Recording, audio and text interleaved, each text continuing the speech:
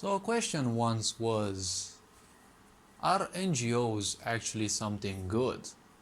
Well, see, the point about any organization in this world is that an organization cannot exist if they don't have an agenda. Now, an agenda, as I always say, is nothing but a tool, but in all situations, it is usually something bad. See, when you have an agenda means following a set of actions and usually being tunneled on that set of actions. When you are tunneled on something, well, it means that everything else is irrelevant and you basically will not take it into account. When you are focused only on something and everything else is easily skippable, then you will kind of be in a mode in which you're going to be dismissive of everything else. When you're dismissive of everything else, you're basically a somewhat stuck being, right? Because in a way, you're an enemy of progress. Everything else that develops is more or less an enemy, right? You will always see it as an opposition because you're tunnel visioned on your opinion, on your points, on objectives, whatever you want to call them. Now, the point is, in order to get tunnel visioned, you need to become one with your body, but not in a spiritual way. See, the underlying principle of any NGO, especially those who excel at, brainwashing people into following their purposes, right, their agendas, which isn't even their agenda, right, they're following the agenda of someone else. See, this underlying principle is become one with your body. Now, you don't become one with your body in a spiritual way, you become identified with your body. When you become identified with your body, you're basically nothing else than a body. From a spiritual perspective, it is basically the lowest form of existence because you identify with your mind, you identify with your emotions, and with your psychological part. Ever since the end of the Second World War, there have been countless researches done on human psychology, but they weren't done with the purpose on how to, help the psychology, but how to break it. You can see that throughout time, advertisements became even more and more hiddenly aggressive, right? Everything is more perverse, everything is somewhat hidden, right? And so many years people have lived with this impression that this whole modern world is, a perfect heaven, but, well, it wasn't meant to be. And the people who have conducted that bit of research, you'd probably not find it surprising if many of those were hired by a lot of these NGOs.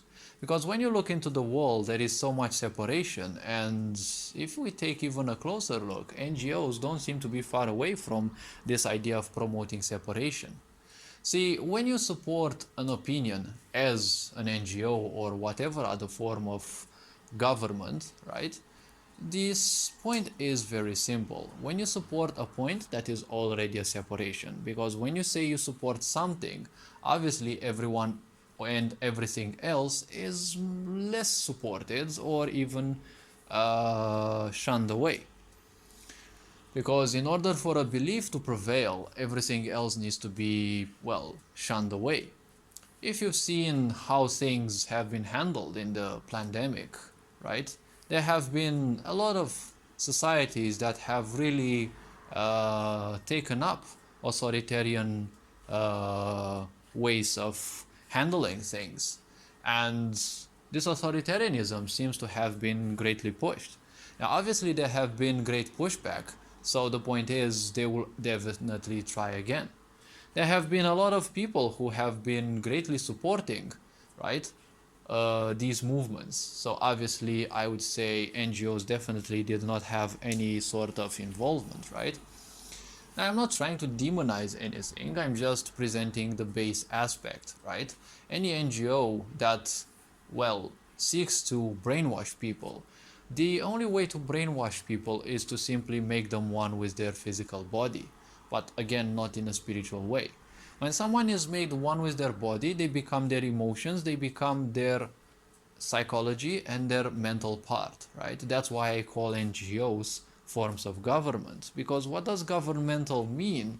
Well, it's basically the two words that comprise this word, right? Governmental is comprised of two words, govern and mental, right? They need to govern the minds of people in order to rule them. That's why I always say forms of government are only for the ignorance, right? If people know what to do and how to do things, they don't need a form of government, because if they are aware enough, they will do that which is needed for society, right? A farmer doesn't need to be told by a form of government what to do, because they will do what they need to do and they will sell the few products that they have, right? But apparently, in this age of so-called globalization, the NGOs seem to push everyone towards corporatism instead of allowing small sellers to actually do their thing, right? Small companies to do their thing.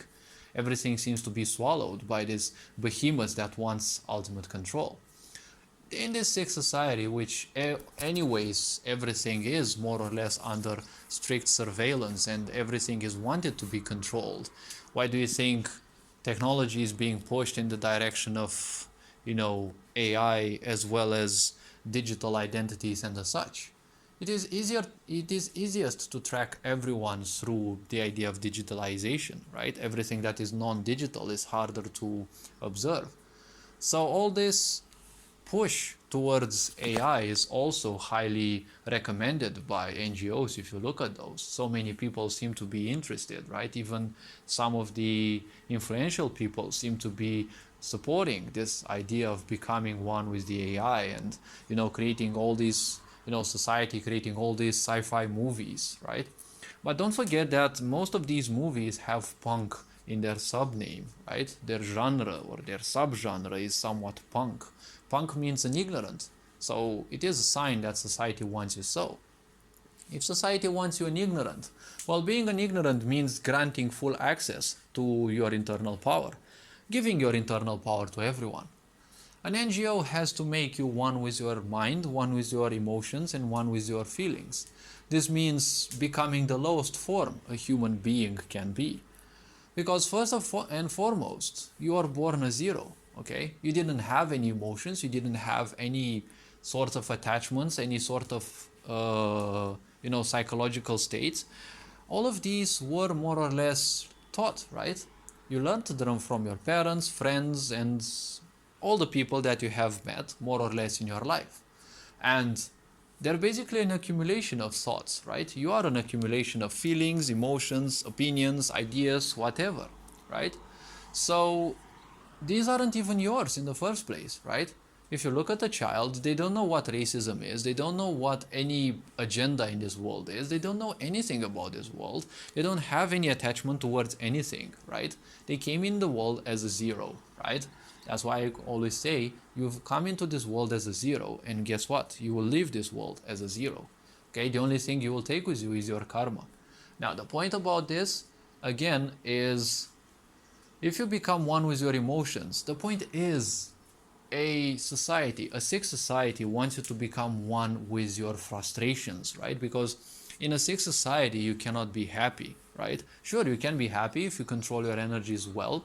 Well, actually, if you make well use of your energies instead of controlling them, if you make well use of your body and you learn how to be introspective, you can be somewhat happy. But there will always be toxic people and you will always have frustrations.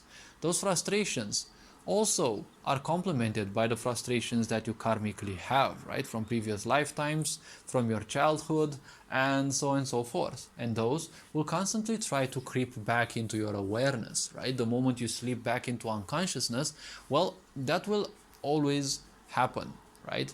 Everything that is in your unconscious will try to, well, get back at you. That's why they're called the ghosts of the past, okay? They're not basically ghosts. They're just impulses that you have from the ancestors of your parents because you're born out of their genetical information and, well, out of your own karma as well.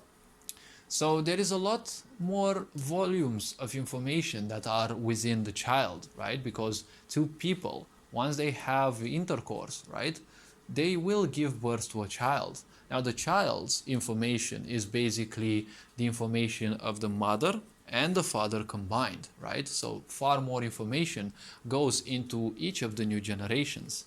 And based on the karma, it can always, and usually it always becomes even more complex, right? So there are more frustrations, more feelings, and the such.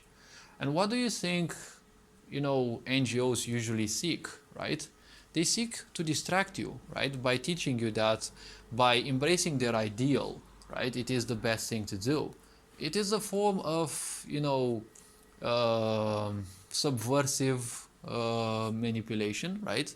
Which is basically a pleonasm, but I'd rather call it so because, well, it is no longer manipulation in your face. It is, a highly refined one. It teaches you that you're always doing the best thing, right? It seeks, gratification. But the problem is they're making you one with your frustrations. Why?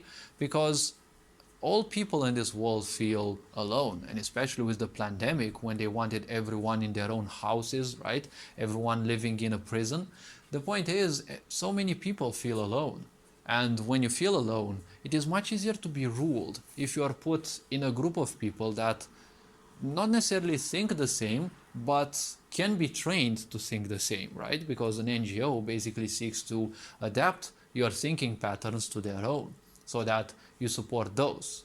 It is basically like narcissists would do, which I called mind forming, right? Just like you have terraforming, there is also mind forming, right? You shift other people's perspectives so that they support you. And this is, in a way, becoming fanaticism, because if you only support those, it's just like in those videos you see on YouTube, people supporting a certain thing and they are like, yes, I am supporting this thing, I am a high supporter, I won't let anyone against, all these things.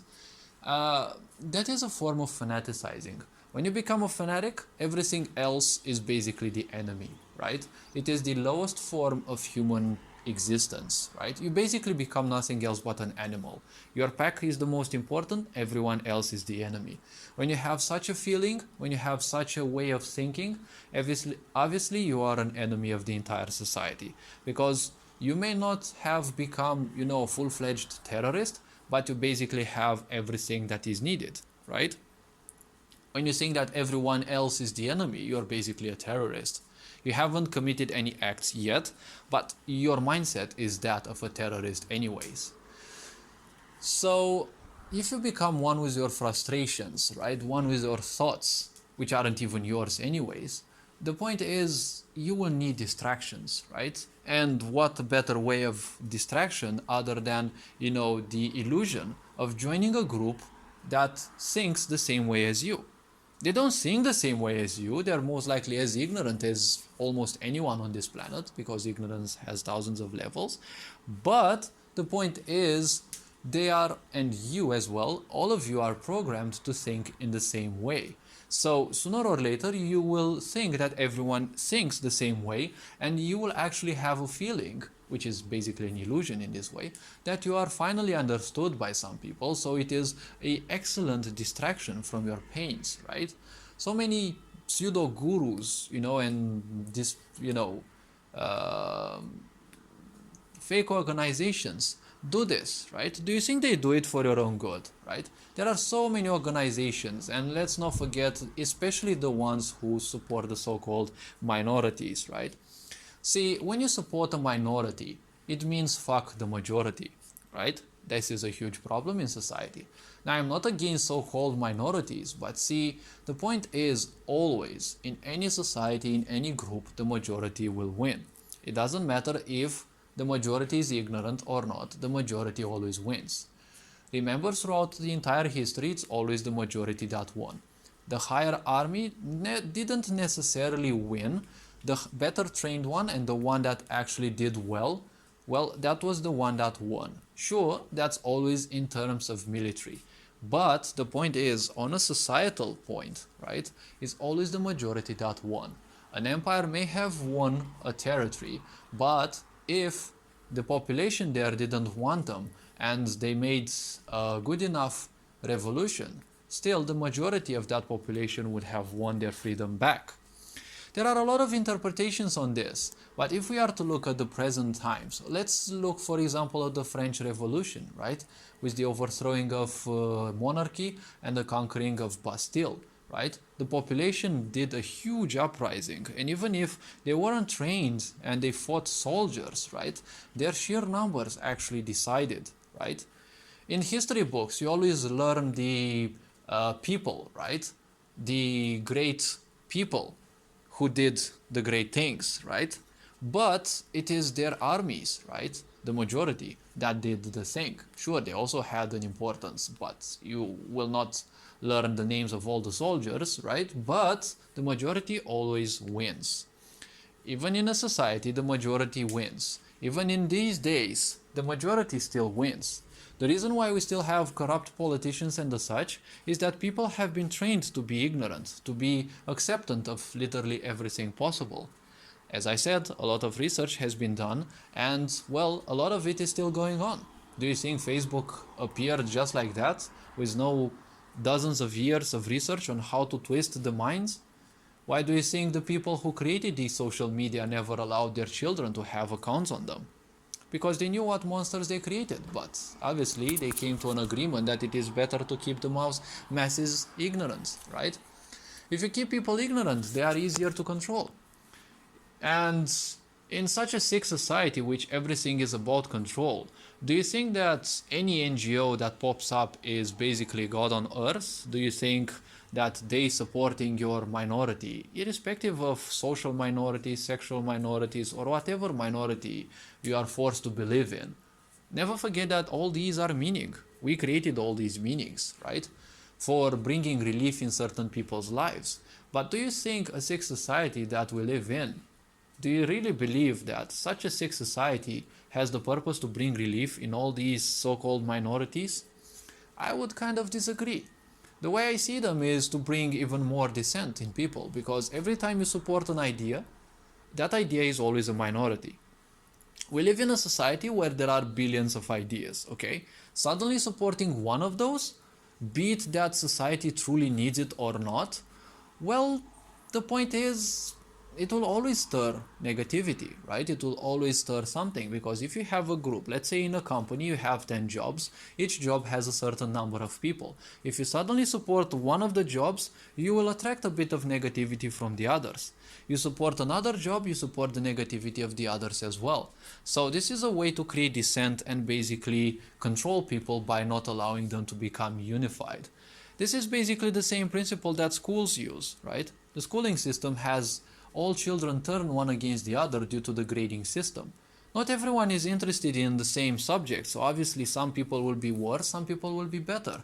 And grading people, and especially people who love helping others, it's always frustrating when you help others and they get better marks, right? Because people teach you since that age that a stupid letter on a stupid paper will eventually end up dictating your value.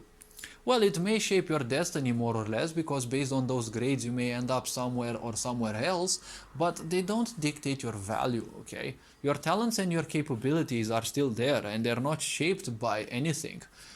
Those marks only shape your emotions, right? And if you're taught that you're useless from the beginning, you will seek help. And guess what? NGOs are there to always provide the so-called help. Don't forget, it's nothing else but a distraction. They are using your own problems, right? Because there are quite good sorting algorithms, right? People aren't just allowed necessarily in.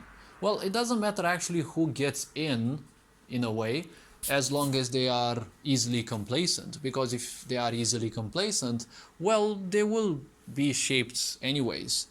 I was also on the verge of joining such a group, but when they tested me with their special questions, well, they didn't like me because I wouldn't agree to their answers, right? They had high expectations that I would be complacent and I would give them the answers they would seek.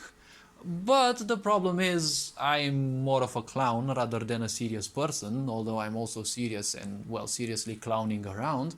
This is usually something people can't figure out at any time. But the point is they didn't like me because, I wouldn't give them the answers they would expect.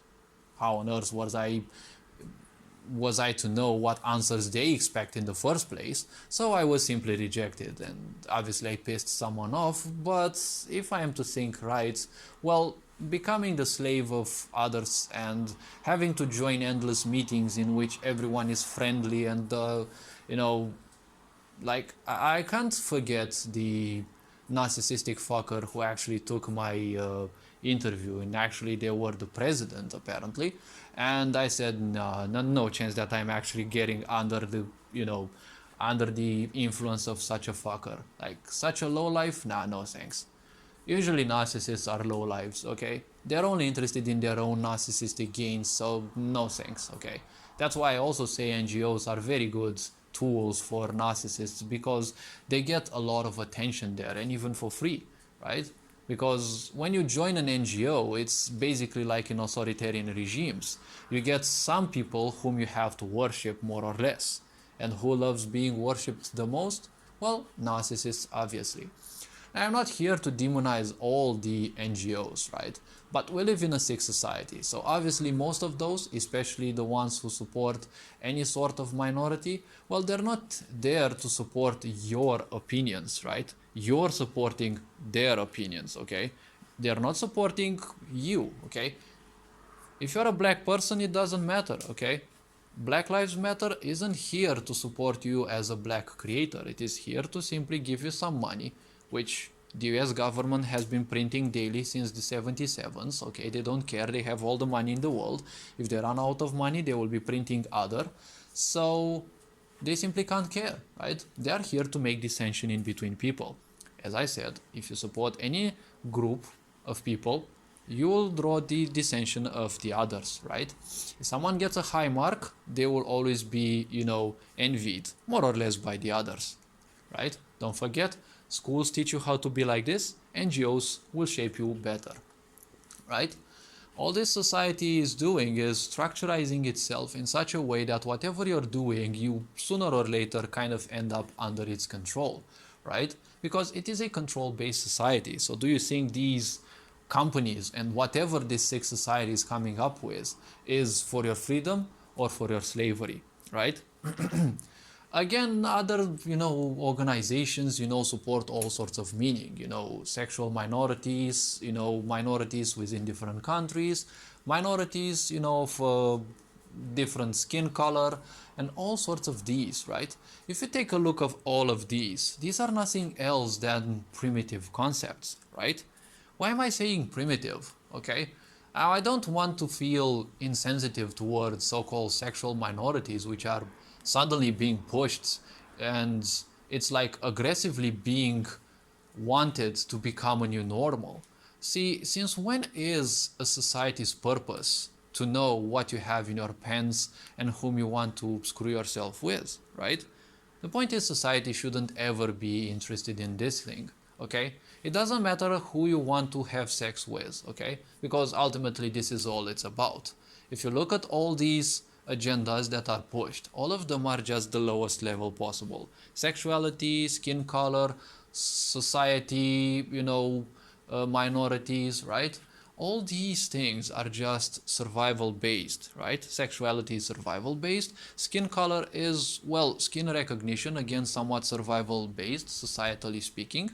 And, well, again, these are nothing else but the three base chakras of the body. The physical survival, right? The survival of the individual, the survival of the physical body, survival of the self, survival in the societal system, right?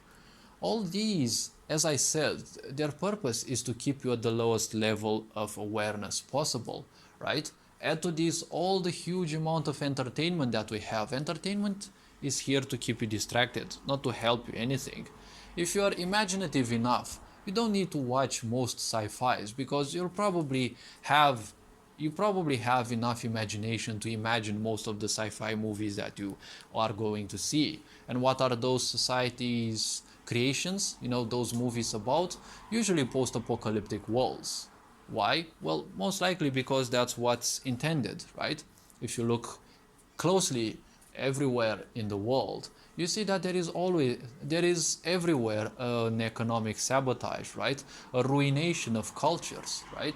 People have existed with culture for thousands of years and millions if not. So the point is those cultures have kept, somewhat healthy societies. When you seek to perversely ruin everything, well, you're not gonna be the salvation of anyone. You're gonna be more or less a ruination of others. But again, everything is just meaning in this world.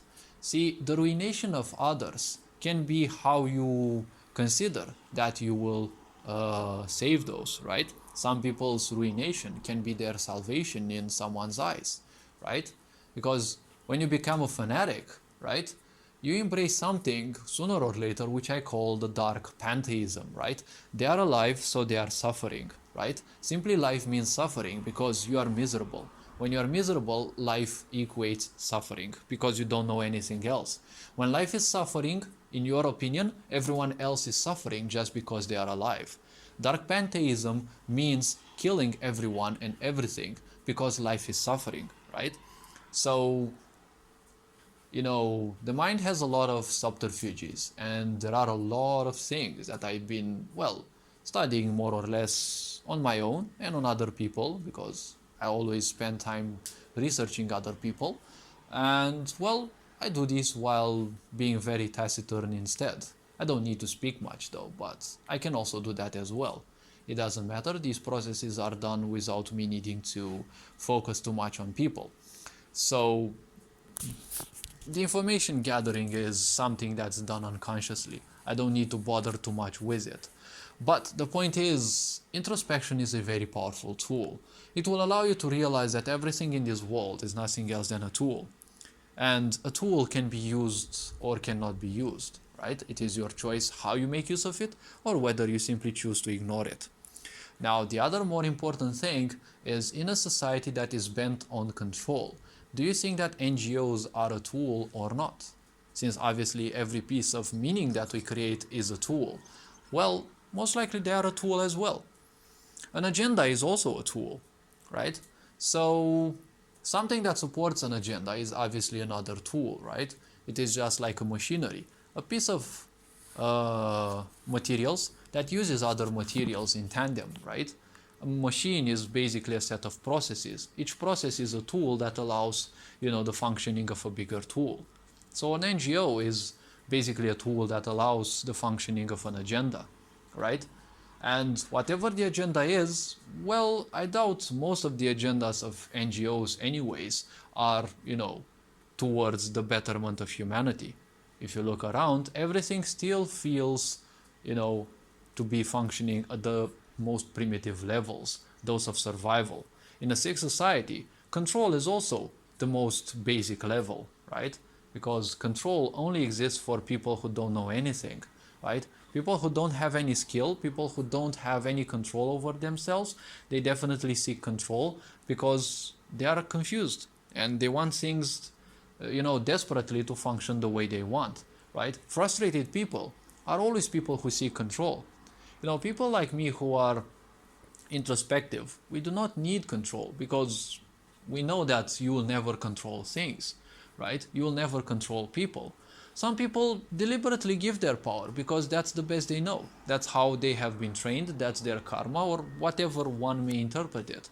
But sooner or later, the point is there is no such thing as control. This is just a human mind's disease, right? When you're confused, when you're feeling useless, you want to control everything and everyone because, one of the results of misery is that you want to control everything, right? You want the peace in life. And when you're miserable, the peace in life becomes a unstable control, right? You want a certain set of control so that you solve everything and you become back, to peace. But the point is, in misery, there is always only misery. And only you can pull yourself out of that. And when you do, you become introspective because you have suffered enough. If you haven't suffered enough, you will still embrace your misery. Now, the point is, in this sick society, do you think that any agenda that will come from this society is going to support humanity, right? Or is it nothing else than a tool, to make more money out of people's insecurities? All this being said, hopefully this video was introspective enough. You are appreciated. Take care, and wishing you an awesome day. Ferenc Board signing out.